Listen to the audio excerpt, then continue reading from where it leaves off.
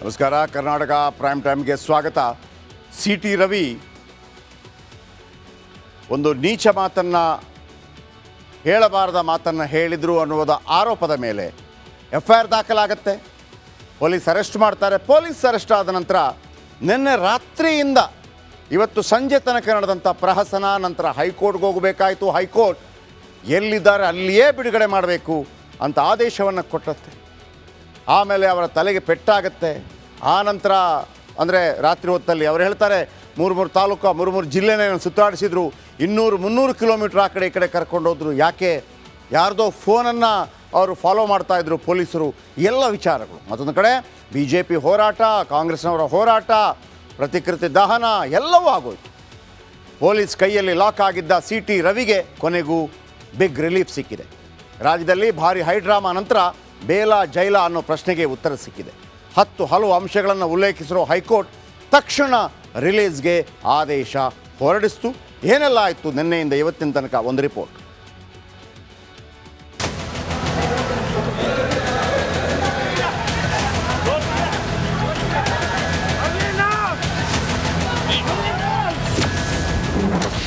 High court ಆದೇಶದ ಬೆನ್ನಲ್ಲೇ CT. Ravi release. ಸರ್ಕಾರದ ಆತುರದಿಂದ ಮುಜುಗರಕ್ಕೀಡಾದ್ರ ಪೊಲೀಸ್. ಹೀಗೆ ಶುರುವಾಗಿದ್ದ ಗಲಾಟೆ ರಾಜ್ಯಾದ್ಯಂತ ಭಾರಿ ಹೈಡ್ರಾಮಾಗೆ ಸಾಕ್ಷಿಯಾಯಿತು. ಪೊಲೀಸ್ ಜೀಪ್, ಬೆಳಗಾವಿಯ ರಸ್ತೆ, ಪೊಲೀಸ್ ಠಾಣೆಗಳೇ ಡ್ರಾಮಾ ಸೆಂಟರ್ಗಳಾಗಿ ಬಿಟ್ಟಿದ್ವು. ಇದಕ್ಕೆಲ್ಲ ಹೈಕೋರ್ಟ್ ಆದೇಶ ಸದ್ಯಕ್ಕೆ ಬ್ರೇಕ್ ಹಾಕಿದೆ.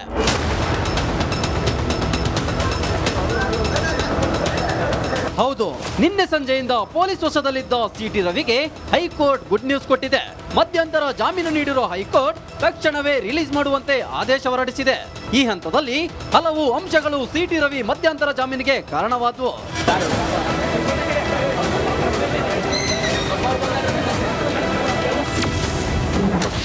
ಸಿ.ಟಿ. ರವಿ ರಿಲೀಸ್ಗೆ ಕಾರಣ 41A ಅಡಿಯಲ್ಲಿ ನೋಟಿಸ್ ನೀಡಿರುವ ಬಗ್ಗೆ ದಾಖಲೆಗಳಿಲ್ಲ. ಪೊಲೀಸರು ಬಂಧಿಸಿದಾಗ ಸಿ.ಟಿ. ರವಿಗೆ ಗಾಯವಾಗಿದೆ. ಇದರ ಚಿಕಿತ್ಸೆ ವಿಚಾರದ ಬಗ್ಗೆ ಸರಿಯಾಗಿ ನಮೂದಿಸಿಲ್ಲ. ಆದರೆ ಸ್ಕ್ಯಾನಿಂಗ್ ಮಾಡಿಸಿರುವ ಕುರಿತು ವರದಿಯಲ್ಲಿದೆ ಎಂದು ಸಿ.ಟಿ. ರವಿ ಪರ ವಕೀಲರು ವಾದ ಮಂಡಿಸಿದ್ರು. ಈ ವೇಳೆ ರಿಪಬ್ಲಿಕ್ ಮೀಡಿಯಾ ನೆಟ್ವರ್ಕ್ನ editor in chief Arnab Goswami ವಿರುದ್ಧದ ಕೇಸ್ನಲ್ಲಿ ಸುಪ್ರೀಂ ಕೋರ್ಟ್ ತೀರ್ಪನ್ನು ವಕೀಲ ಸಂದೇಶ್ ಚೌಟ ಉಲ್ಲೇಖಿಸಿದ್ರು.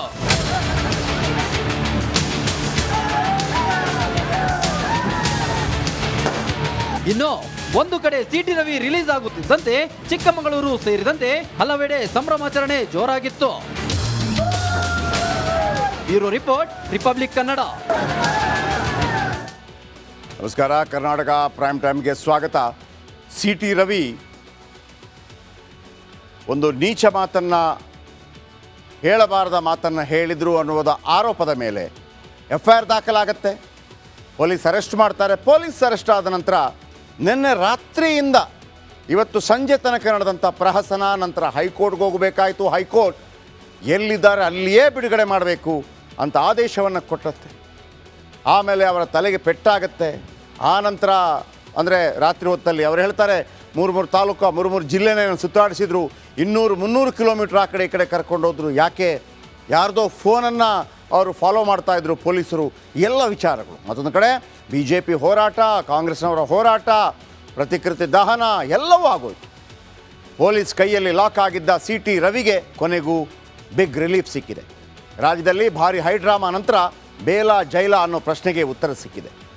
ಹಲವು ಅಂಶಗಳನ್ನು ಉಲ್ಲೇಖಿಸಿರೋ ಹೈಕೋರ್ಟ್ ತಕ್ಷಣ ರಿಲೀಸ್ಗೆ ಆದೇಶ ಹೊರಡಿಸ್ತು. ಏನೆಲ್ಲ ಆಯಿತು ನಿನ್ನೆಯಿಂದ ಇವತ್ತಿನ ತನಕ ಒಂದು ರಿಪೋರ್ಟ್.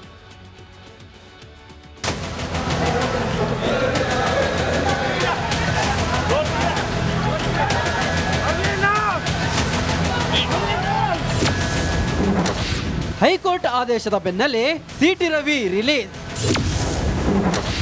ಸರ್ಕಾರದ ಆತುರದಿಂದ ಮುಜುಗರಕ್ಕೀಡಾದ್ರ ಪೊಲೀಸ್. ಹೀಗೆ ಶುರುವಾಗಿದ್ದ ಗಲಾಟೆ ರಾಜ್ಯಾದ್ಯಂತ ಭಾರಿ ಹೈಡ್ರಾಮಾಗೆ ಸಾಕ್ಷಿಯಾಯಿತು. ಪೊಲೀಸ್ ಜೀಪ್, ಬೆಳಗಾವಿಯ ರಸ್ತೆ, ಪೊಲೀಸ್ ಠಾಣೆಗಳೇ ಡ್ರಾಮಾ ಸೆಂಟರ್ಗಳಾಗಿ ಬಿಟ್ಟಿದ್ವು. ಇದಕ್ಕೆಲ್ಲ ಹೈಕೋರ್ಟ್ ಆದೇಶ ಸದ್ಯಕ್ಕೆ ಬ್ರೇಕ್ ಹಾಕಿದೆ.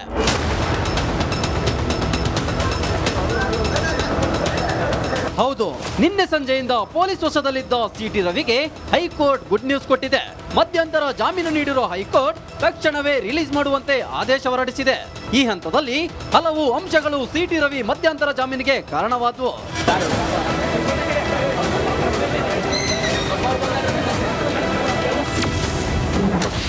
ಸಿಟಿ ರವಿ ರಿಲೀಸ್ಗೆ ಕಾರಣ 41A ಅಡಿಯಲ್ಲಿ ನೋಟಿಸ್ ನೀಡಿರುವ ಬಗ್ಗೆ ದಾಖಲೆಗಳಿಲ್ಲ.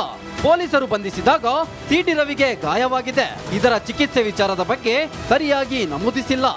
ಆದರೆ ಸ್ಕ್ಯಾನಿಂಗ್ ಮಾಡಿಸಿರುವ ಕುರಿತು ವರದಿಯಲ್ಲಿದೆ ಎಂದು ಸಿಟಿ ರವಿ ಪರ ವಕೀಲರು ವಾದ ಮಂಡಿಸಿದ್ರು. ಈ ವೇಳೆ ರಿಪಬ್ಲಿಕ್ ಮೀಡಿಯಾ ನೆಟ್ವರ್ಕ್ನ editor in chief Arnab Goswami ವಿರುದ್ಧದ ಕೇಸ್ನಲ್ಲಿ ಸುಪ್ರೀಂ ಕೋರ್ಟ್ ತೀರ್ಪನ್ನು ವಕೀಲ Sandesh Chowta ಉಲ್ಲೇಖಿಸಿದ್ರು.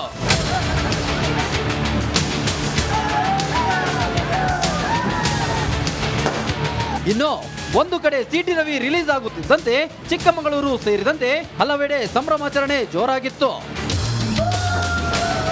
Bureau report, Republic Kannada. ನಮಸ್ಕಾರ, ಕರ್ನಾಟಕ ಪ್ರೈಮ್ ಟೈಮ್ಗೆ ಸ್ವಾಗತ. ಸಿಟಿ ರವಿ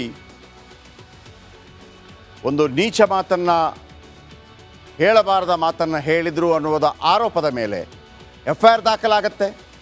ಪೊಲೀಸ್ ಅರೆಸ್ಟ್ ಮಾಡ್ತಾರೆ. ಪೊಲೀಸ್ ಅರೆಸ್ಟ್ ಆದ ನಂತರ ನಿನ್ನೆ ರಾತ್ರಿಯಿಂದ ಇವತ್ತು ಸಂಜೆ ತನಕ ನಡೆದಂಥ ಪ್ರಹಸನ ನಂತರ ಹೈಕೋರ್ಟ್ಗೆ ಹೋಗಬೇಕಾಯಿತು. ಹೈಕೋರ್ಟ್ ಎಲ್ಲಿದ್ದಾರೆ ಅಲ್ಲಿಯೇ ಬಿಡುಗಡೆ ಮಾಡಬೇಕು ಅಂತ ಆದೇಶವನ್ನು ಕೊಟ್ಟತ್ತೆ.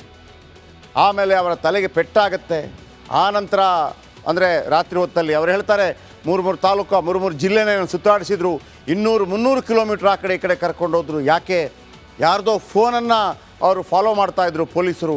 ಎಲ್ಲ ವಿಚಾರಗಳು. ಮತ್ತೊಂದು ಕಡೆ BJP ಹೋರಾಟ, ಕಾಂಗ್ರೆಸ್ನವರ ಹೋರಾಟ, ಪ್ರತಿಕೃತಿ ದಹನ ಎಲ್ಲವೂ ಆಗೋಯ್ತು. ಪೊಲೀಸ್ ಕೈಯಲ್ಲಿ ಲಾಕ್ ಆಗಿದ್ದ ಸಿಟಿ ರವಿಗೆ ಕೊನೆಗೂ ಬಿಗ್ ರಿಲೀಫ್ ಸಿಕ್ಕಿದೆ. ರಾಜ್ಯದಲ್ಲಿ ಭಾರಿ ಹೈಡ್ರಾಮಾ ನಂತರ ಬೇಲ ಜೈಲ ಅನ್ನೋ ಪ್ರಶ್ನೆಗೆ ಉತ್ತರ ಸಿಕ್ಕಿದೆ.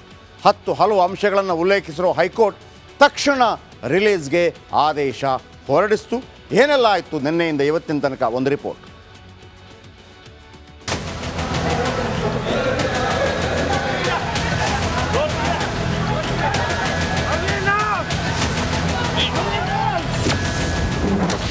ಹೈಕೋರ್ಟ್ ಆದೇಶದ ಬೆನ್ನಲ್ಲೇ ಸಿಟಿ ರವಿ ರಿಲೀಸ್. ಸರ್ಕಾರದ ಆತುರದಿಂದ ಮುಜುಗರಕ್ಕೀಡಾದ್ರ ಪೊಲೀಸ್. ಹೀಗೆ ಶುರುವಾಗಿದ್ದ ಗಲಾಟೆ ರಾಜ್ಯಾದ್ಯಂತ ಭಾರಿ ಹೈಡ್ರಾಮಾಗೆ ಸಾಕ್ಷಿಯಾಯಿತು. ಪೊಲೀಸ್ ಜೀಪ್, ಬೆಳಗಾವಿಯ ರಸ್ತೆ, ಪೊಲೀಸ್ ಠಾಣೆಗಳೇ ಡ್ರಾಮಾ ಸೆಂಟರ್ಗಳಾಗಿ ಬಿಟ್ಟಿದ್ವು. ಇದಕ್ಕೆಲ್ಲ ಹೈಕೋರ್ಟ್ ಆದೇಶ ಸದ್ಯಕ್ಕೆ ಬ್ರೇಕ್ ಹಾಕಿದೆ.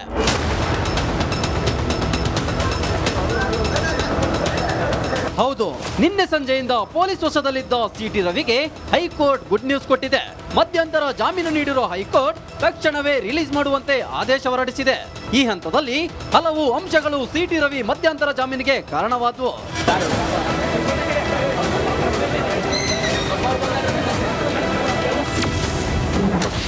ಸಿಟಿ ರವಿ ರಿಲೀಸ್ಗೆ ಕಾರಣ 41A ಅಡಿಯಲ್ಲಿ ನೋಟಿಸ್ ನೀಡಿರುವ ಬಗ್ಗೆ ದಾಖಲೆಗಳಿಲ್ಲ. ಪೊಲೀಸರು ಬಂಧಿಸಿದಾಗ ಸಿಟಿ ರವಿಗೆ ಗಾಯವಾಗಿದೆ. ಇದರ ಚಿಕಿತ್ಸೆ ವಿಚಾರದ ಬಗ್ಗೆ ಸರಿಯಾಗಿ ನಮೂದಿಸಿಲ್ಲ. ಆದರೆ ಸ್ಕ್ಯಾನಿಂಗ್ ಮಾಡಿಸಿರುವ ಕುರಿತು ವರದಿಯಲ್ಲಿದೆ ಎಂದು ಸಿಟಿ ರವಿ ಪರ ವಕೀಲರು ವಾದ ಮಂಡಿಸಿದ್ರು. ಈ ವೇಳೆ ರಿಪಬ್ಲಿಕ್ ಮೀಡಿಯಾ ನೆಟ್ವರ್ಕ್ನ editor in chief Arnab Goswami ವಿರುದ್ಧದ ಕೇಸ್ನಲ್ಲಿ ಸುಪ್ರೀಂ ಕೋರ್ಟ್ ತೀರ್ಪನ್ನು ವಕೀಲ ಸಂದೇಶ್ ಚೌಟ ಉಲ್ಲೇಖಿಸಿದ್ರು.